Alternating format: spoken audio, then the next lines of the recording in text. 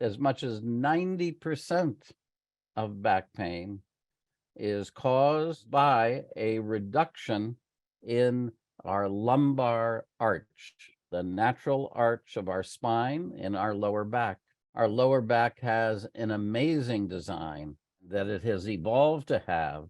And it's this design and this arch in our lower back that allows us to stand upright and walk on two legs. It's this ability of our spine that makes this possible and allows us to move freely, powerfully, and is essential for shock absorption.